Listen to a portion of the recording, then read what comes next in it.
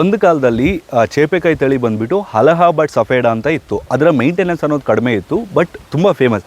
ಅದಾದ ನಂತರ ಬಂದಿದ್ದು ತೈವಾನ್ ವೈಟು ಮತ್ತು ತೈವಾನ್ ಪಿಂಕ್. ಬಟ್ ಈ ತೈವಾನ್ ವೈಟು ಮತ್ತು ತೈವಾನ್ ಪಿಂಕ್ಗೆ ಮೇಂಟೆನೆನ್ಸ್ ಅನ್ನೋದು ಸ್ವಲ್ಪ ಕಷ್ಟ, ಆದರೆ ಒಳ್ಳೆ ಮಾರ್ಕೆಟ್ ಬಂತು.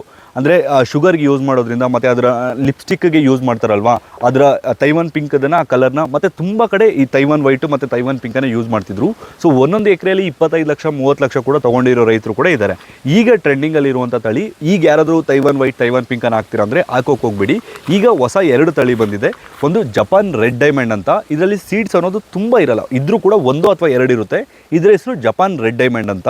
ಇದು ಈಗ ಒಳ್ಳೆ ಮಾರ್ಕೆಟ್ ಸಿಗ್ತಿದೆ. 160 ರೂಪಾಯಿ 170 ರೂಪಾಯಿ ಕೂಡ ಒಂದೊಂದು ಕೆಜಿಗೆ ರೈತರಿಗೆ ಸಿಗ್ತಿದೆ. ಅದಕ್ಕಿಂತ ಇನ್ನೊಂದು ತುಂಬ ಟ್ರೆಂಡಿಂಗ್ ತಳಿ ಅಂದರೆ ನಮ್ಮ ಕರ್ನಾಟಕದಲ್ಲಿ ಒಂದು ಯುವ ರೈತ ಬೆಳೆದಿದ್ದಾನೆ, ಆಲ್ಮೋಸ್ಟ್ ಬೇರೆ ದೇಶದಿಂದ ತರಿಸಿರುವಂಥದ್ದು. ನೀವೇನು ಅಲ್ಲಿ ನೋಡ್ತಿದ್ದೀರೋ ಇದು ಬ್ಲ್ಯಾಕ್ ಡೈಮಂಡ್ ಅಂತ, ಜಪಾನ್ ಬ್ಲ್ಯಾಕ್ ಡೈಮಂಡ್ ಗೋವಾ ಅಂತ.